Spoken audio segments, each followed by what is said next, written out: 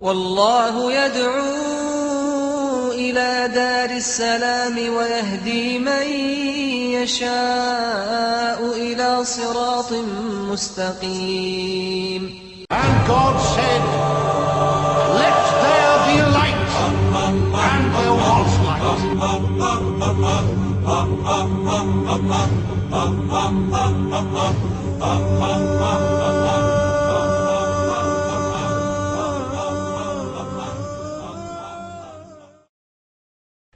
Praise be to Allah, who showers His mercy on His servants and guides His obedient servants to the straight path.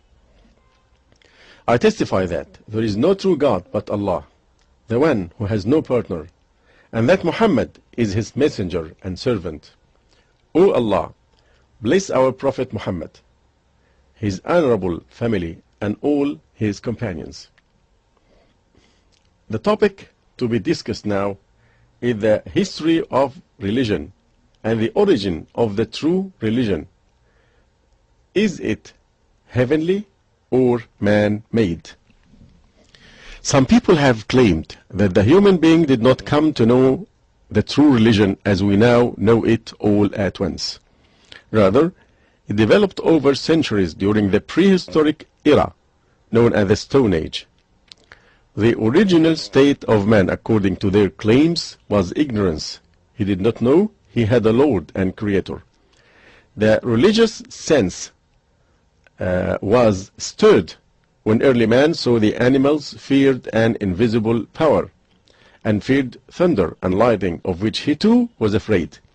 He began to search for a God towards whom he could express his feelings of devotion and loyalty, love and awe.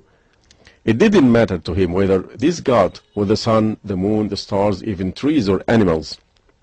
Paganism developed from one form to another until man innovated monotheism or tawheed by himself. In other words, religion is a purely human invention in these people's view. This is, of course, the position of evolutionists, the advocates of the Darwinian theory, who considered early man as having evolved from a common ancestor with apes. He was created deficient, unable to receive the great truth completely. Therefore, it would be meaningless to make man responsible for obeying his Creator or to make him his vicegerent on earth.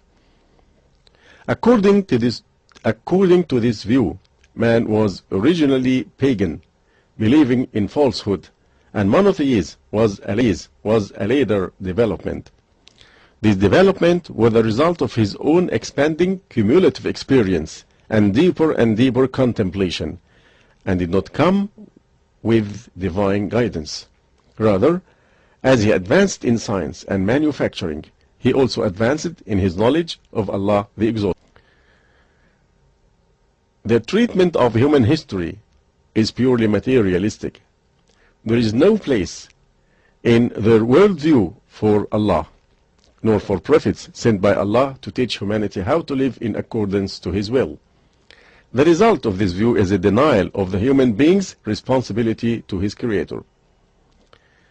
An example of their historical method is the way that the Orientalists treated the history of Egypt, Iraq, and the rest of the Middle East since ancient times. What has been completely left out is the call to Islam borne by the messengers of Allah throughout the history of the nations which occupied these lands. They claim that the first monotheist in history was the Egyptian pharaoh Akhenaten, whose original name was Amenhotep IV, who worshipped the invisible power behind the sun god Aton. They claim that his idea spread to Iraq, where Abraham established his religion. In other words, Islam, the religion of Abraham, was not a revelation from Allah.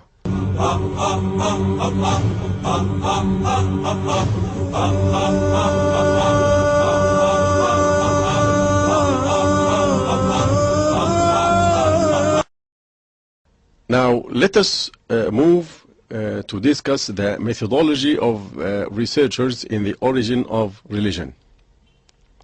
Anthropologists have used two basic methods for seeking evidence of the earliest form of human religion.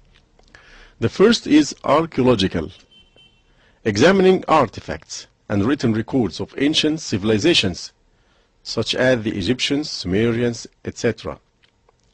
The second is observing the religious practices of contemporary primitive peoples like the Bushmen, Pygmies, and tribes of isolated Indians in South America.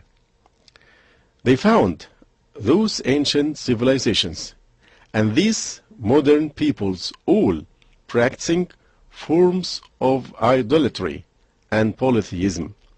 Based on this evidence, they made the extrapolation that polytheism must have been mankind's original religion. But does their evidence really allow them to draw this conclusion? There are a number of problems not only in their methodology but in their aims. The first thing we must be clear about is that conclusive knowledge about prehistoric events cannot be obtained, which makes the goal of their research dubious. As for their methodology, it is based on the assumption that those primitive peoples and ancient civilizations had always been in the same condition as they were when we came to know of them, or were even more primitive in their beliefs in the preceding eras. This assumption is not founded on evidence.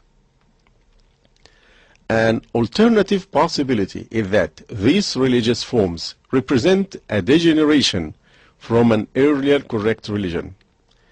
Evidence for this possibility can be gleaned from the histories of known religions, from the beginning of history until today. Judaism and Christianity started out as pure monotheistic faith. Then they became mixed with distortion and falsehoods with the passage of time. Buddha was a reformer who introduced a number of humanistic principles to the religion of India.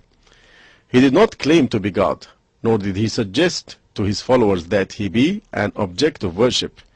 Yet today most Buddhists have taken him to be God and prostrate to idols made in their perception of his likeness. So it is not far-fetched to suppose this phenomenon to have occurred in prehistory as well. It's amazing that researchers in the history of religions have ignored the histories of the prophets and feigned ignorance of their scriptures, yet they cling tenaciously to their ambiguous physical evidence. The strangeness increases and the calamity is greater when the researcher is a Muslim blindly following the Orientalists, even though the divine scriptures have spoken clearly, leaving no room for doubt, whether in reference to the creation of man, or the substance of his creation, or the system of his life, or the wisdom behind his creation.